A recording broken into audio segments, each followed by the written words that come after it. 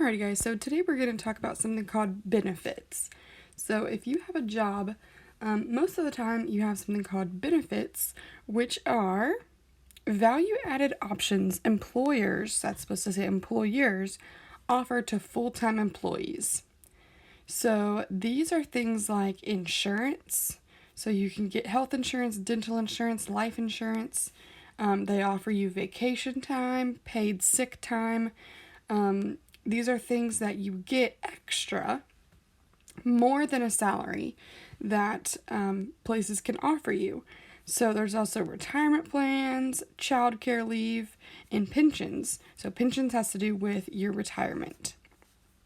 So these will vary depending on what your job is. So for us, we get some vacation time as teachers.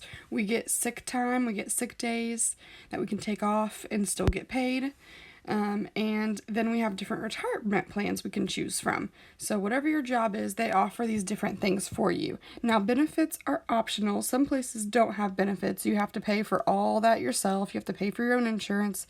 You have to take off days and you won't get paid for it. But most of the time, people offer some good benefits. So you'll have to be sure whenever you get a job to ask what their benefits are. So we're going to look at some of these. There's also something called unemployment benefits. So if you are not employed, you can still sometimes get some retirement plans, and you can get some money even if you're not employed. So the definition here is they're programs that offer benefits to those who have become unemployed by no fault of their own. So this means you can only, to meet these requirements, you can only have been unemployed by like somebody, like a company closed down or something. You can't have quit and you can't have been fired. So either the company closed down and you didn't have a job, or something happened that wasn't your fault and that's why you're unemployed. It's also based on a percentage of your previous salary. So whatever your previous salary was, you get a percent of that, and those are your unemployment benefits. Next, we go to workers' compensation, and that offers assistance to employees who are injured while working at their job. So if you get hurt at your job, you're doing construction, even as teachers, a couple weeks, a bunch of teachers fell on the ice while coming into school, and they were covered by workman's comp or workers' comp. So if you get hurt, your work will cover it if you get hurt at school or at your job. So now we have some examples. Example 1. Alan makes $54,080 per year. So that's his annual salary, and he's worked for 4 years.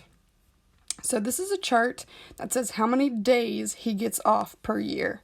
So when he just starts working, he gets six paid vacation days, and then for every year after that, they add 2 more.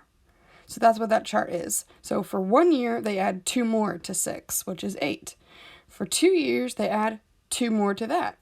So all the way down. So he's worked 4 years, so he gets 14 days off. The question says, how much money will he earn while he is on vacation? So let's figure out what his weekly salary is. In the black, I did weekly salary, which was his yearly divided by 52, and he makes $1,040 per week. 14 days is 2 weeks. So I just did 2 weeks times the 1040, and it is $2,080. So that's how much he gets paid while he is on vacation, $2,080, because that's 2 weeks of his salary.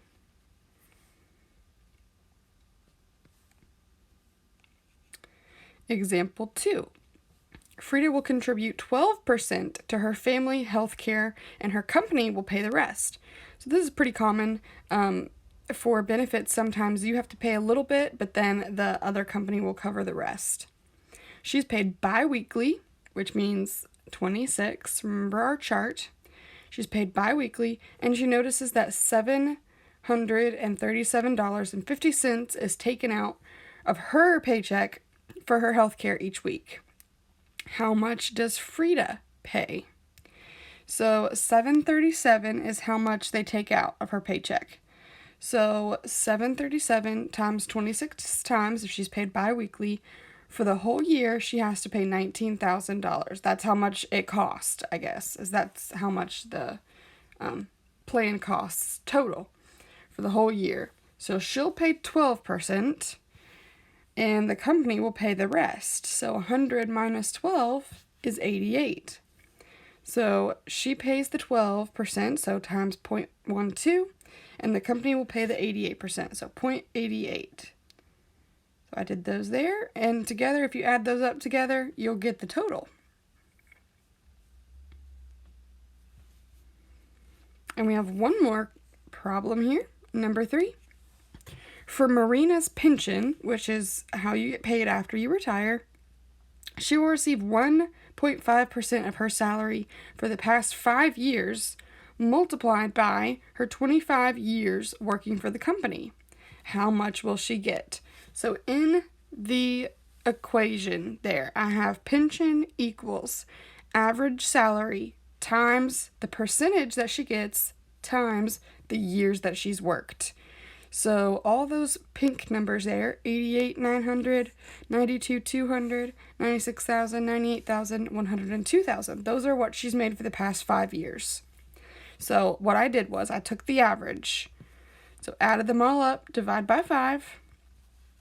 Then that number I put into the formula. So average salary was that number times the percentage, 1.5%. As a decimal is 0.015 times the 25 years that she's worked there.